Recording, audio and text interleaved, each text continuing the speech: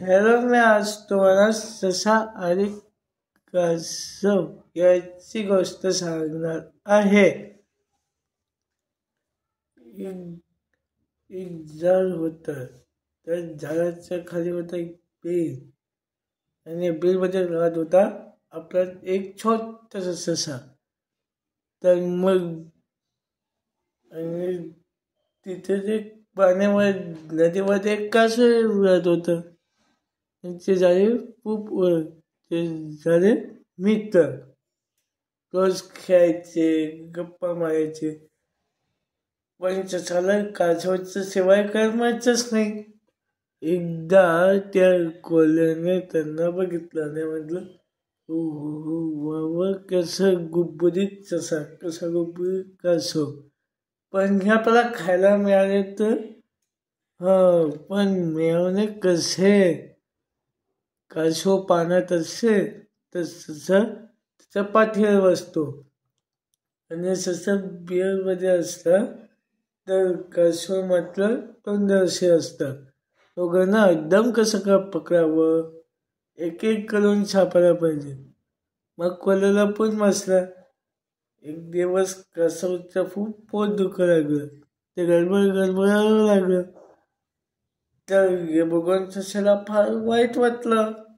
तो म्हणतो, अरे कसं भाऊ, अरे भिऊ नकोस, मी आता नाही चांगलंसं औषध आणतो, तू इथे मात्र म्हणजे बियामध्ये बसून ससा गेला औषध आणायला. तर मग कोल्हा इकडे टपून बसलं होतं. त्याने नाही मोठी पिशवी आणली. पिशवी कासव होता तर त्या पिशवीत शिरला.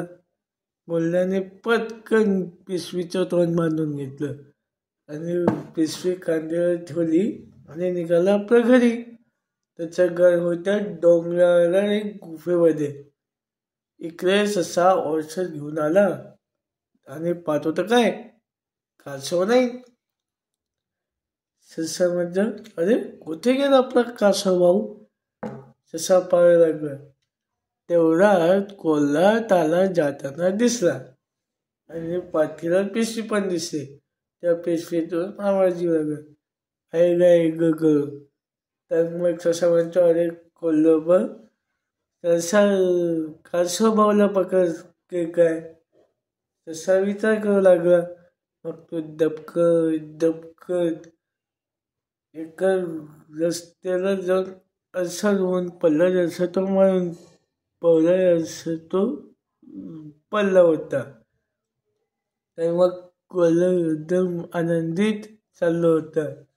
आज कारण कासवाला मारून खाणं म्हणून तो खुशीत चालला होता. तेवढा ससा त्याला झोपताना दिसला. तर मग कोल्हा म्हणता, अरे हा ससा मेलाय मोठे. त्यांनी टुकून आणि खाली वाकून पाहिलं. तर मग जो फार आनंदित झाला की त्याला कारण तर म्हणतं, वा, ससा आणि कासव दोघे मिळाले. त्याने म्हणजे पटपट घरी जाऊन ती पिशवी ठेवली आणि विचार केला, चला आता ससाला बसलोया. ससाला घ्यायला परत आला. भरपूर चालला. चालता चालता तो ससाच्या बियेपाशी आला. पण ससा दिसलाच नाही.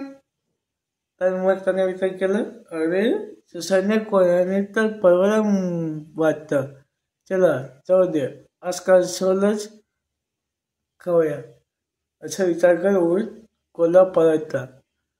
इकडे ससाने नाही तो हळूच दबकत कोल्ह्याच्या घरी गेला. गुहेत शिरला आणि पिशवीचं तोंड उघडलं आणि कळशाला वर काढलं. तिथे होतं मधमाशीचं पोळ. तर ते सस्याने पिशवीत बांधलं तोंडात आणि पिशवीचं तोंड बंद करून पिशवी तसंच ठेवून दिली. मात्र इकडे कोल्हा हात हरवत घरी आला. त्याने विचार केला, ससा नाही तर कासव तर मिळालं आणि तो कासवाला मारून खाणारच होता. त्याने पिशवीचं तोंड उघडलं, पण बाहेर आले सारे मधमाशे. आणि मग चालू लागले. नाकाला चावला, तोंडाला चावलं, पाठीला चावला, कमऱ्याला चावलं, चावतच होत्या. शेवटी कोल्हा इकडे उई उई करत जात होता.